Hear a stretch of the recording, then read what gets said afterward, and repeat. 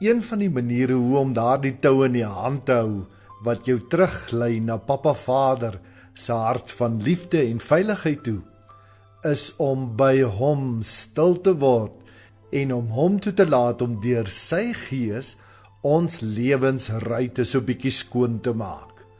Wat bedoel ek daarmee, sou jy sê? Kom ek lees vir jou. A young couple moved into a new neighborhood. The next morning, while eating breakfast, the young woman saw a neighbor through the window hanging the washing outside. That laundry is not clean, she said.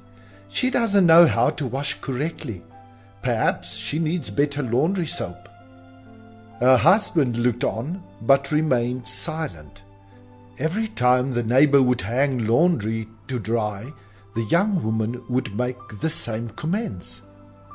About 1 month later, the woman was surprised to see nice clean washing on the line, and said to her husband, "Look, she has learned how to wash correctly. I wonder who taught her this."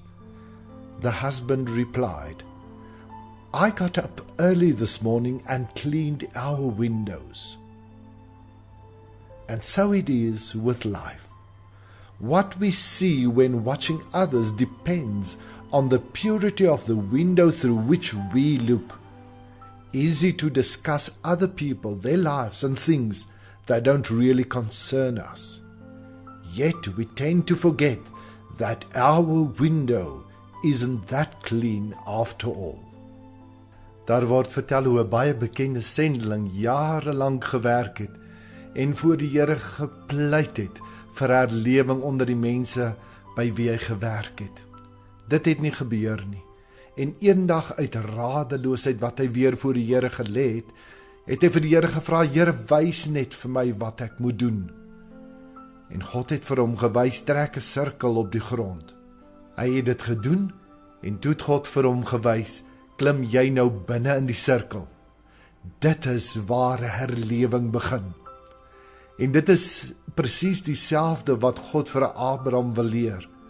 Abraham word opdrag gegee om 'n altaar te bou, om die offerdiere in die middeldeur te sny, en dan lees ons in Genesis 15 hoe groot vrees hom oorval het, soos wat hy in die slaap geraak het. En toe het God se vuur deur die verdeelde offerdiere beweeg en dit alles verteer, dit gereinig. En dit is waar God begin, by 'n persoonlike verhouding van geloofsvertroue met mense wat bereid is om hom te leer ken en te ontdek vir wie hy is, en om daarmee saam hulle toekoms, hulle alles, in sy hand te plaas en te sê, "Here, ek vertrou U, want ek weet wie U is. My geloofsvensters is skoongemaak." Die Here seën vir jou en sterkte in die skoonmaakproses van jou geloofsvensters deur die Heilige Gees.